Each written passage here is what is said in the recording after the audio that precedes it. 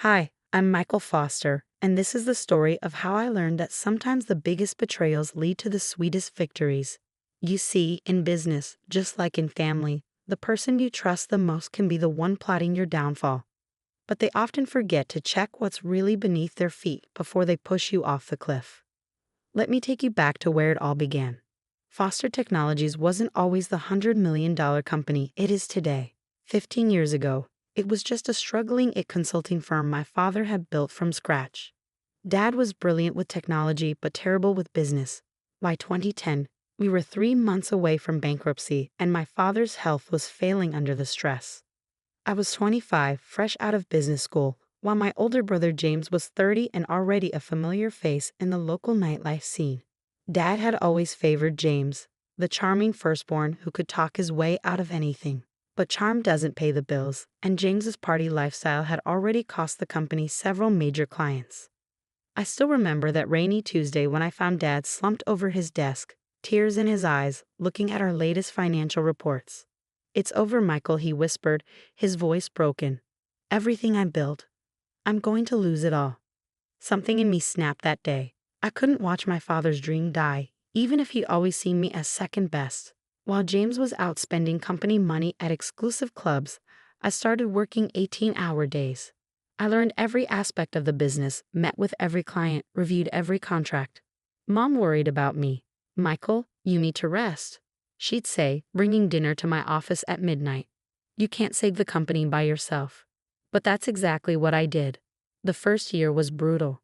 I restructured our debt, cut unnecessary expenses, including James' entertainment budget, and personally visited every major client we'd lost. Many slammed their doors in my face, but I kept coming back. Persistence pays off. By the end of that year, we were breaking even. James found it hilarious. "Look at little Mikey playing businessman," he'd mock whenever he bothered to show up at the office. "Dad's still going to put me in charge, I'm the oldest." I ignored him and focused on work. Over the next 5 years, I transformed Foster Technologies from a simple consulting firm into a full-service digital transformation company. We developed proprietary software solutions, expanded into cloud services, and built a reputation for excellence in the industry. The company grew exponentially. From $2 million in revenue, we hit $10 million, then $50 million, and finally crossed the $100 million mark last year. Our staff grew from 20 to over 500. We opened offices in 3 countries. Dad's health improved as the company flourished, but his favoritism didn't change. Every success was somehow attributed to James's leadership, even though he spent most of his time planning his next vacation. In family dinners, Dad would praise James' business acumen while I sat quietly going through quarterly reports on my phone. I didn't care about the credit. I cared about the company, our employees, and the legacy we were building. Besides, I had my own plans.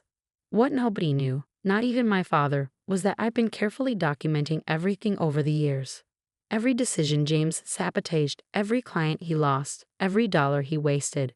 More importantly, I've been quietly building relationships with our key clients, making myself indispensable to their operations.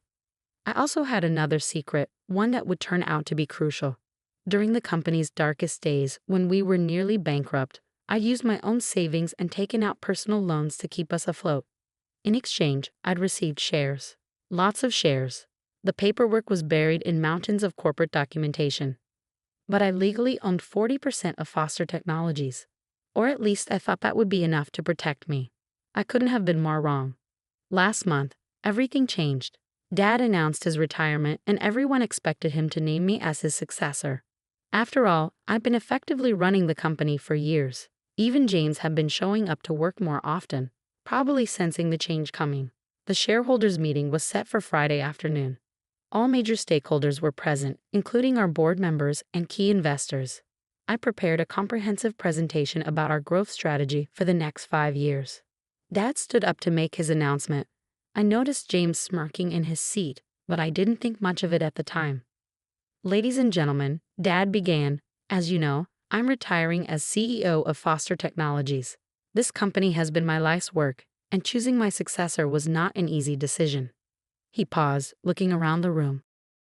But there's only one person who truly embodies the leadership qualities needed to take Foster Technologies to the next level.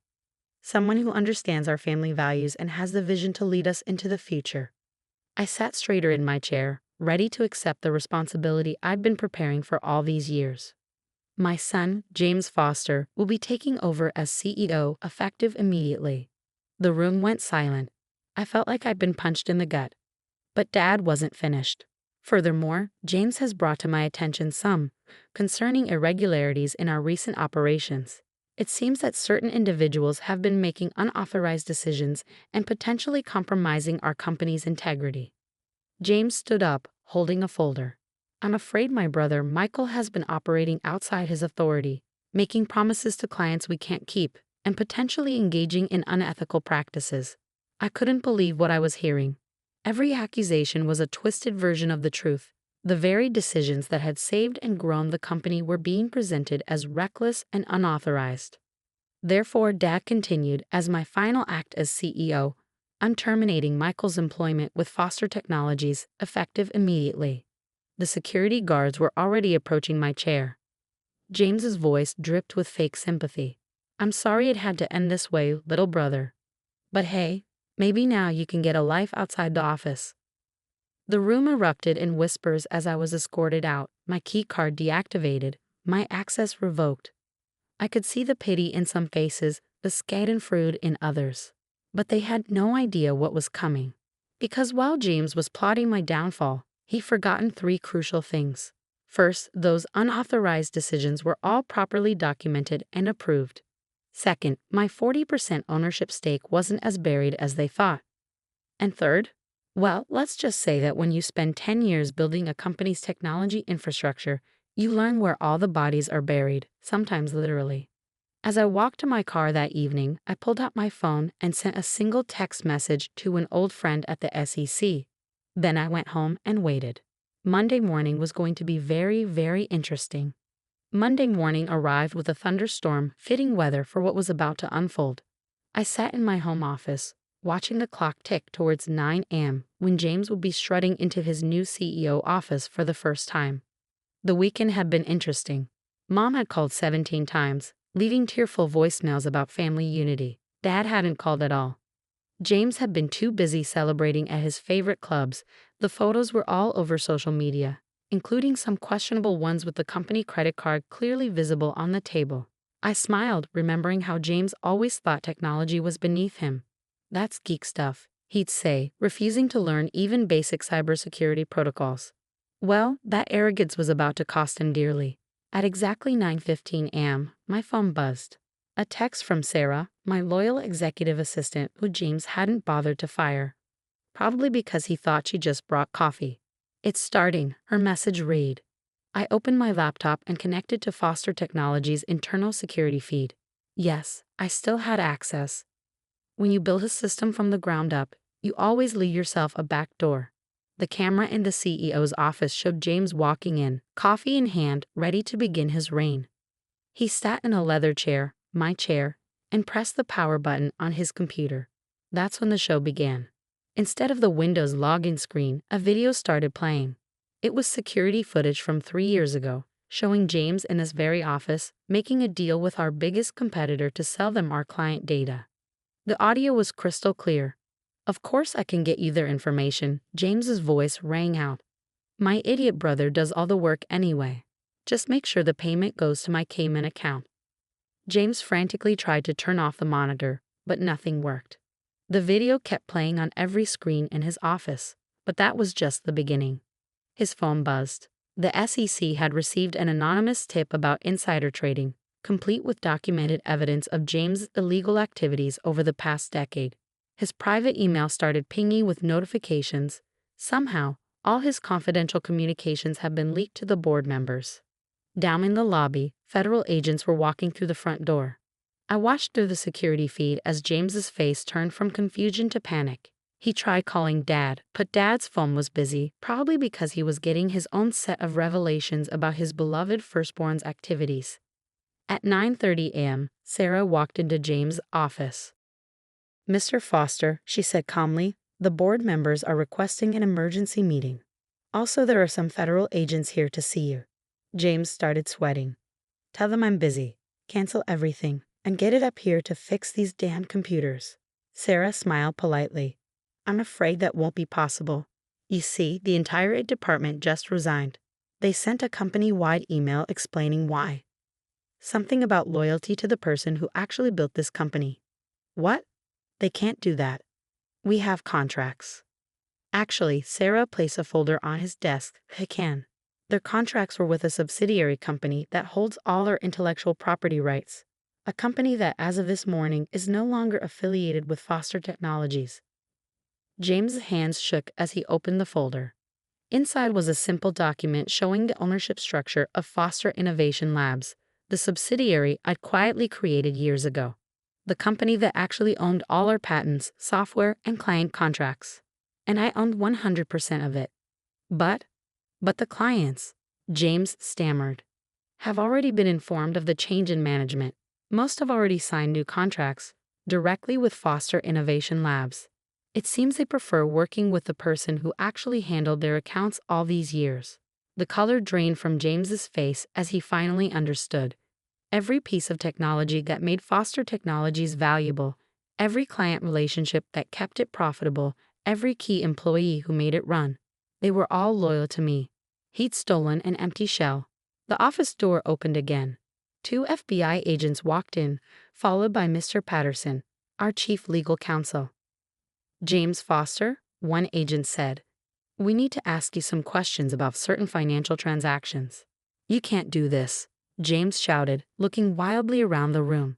I'm the CEO. I'm in charge here. Mr. Patterson cleared his throat. Actually, about that, he pulled out another document.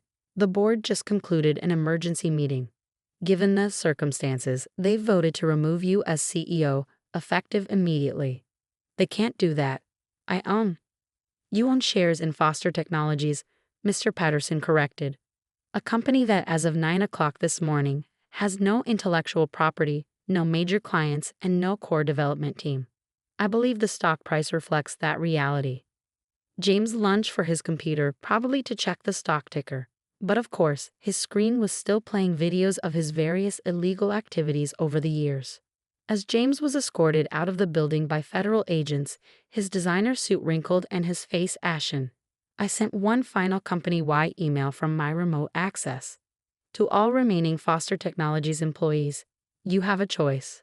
Stay with a sinking ship or join us at Foster Innovation Labs, where innovation and integrity actually mean something. Your jobs are secure, your benefits will be better, and most importantly, your hard work will be respected. Within an hour, 90% of the staff had accepted the offer. But my revenge wasn't complete yet. There was still the matter of dear old Dad's retirement fund. The fallout was spectacular. Within 24 hours, Foster Technologies stock had plummeted 70%. News of James' arrest made headlines in every major business publication.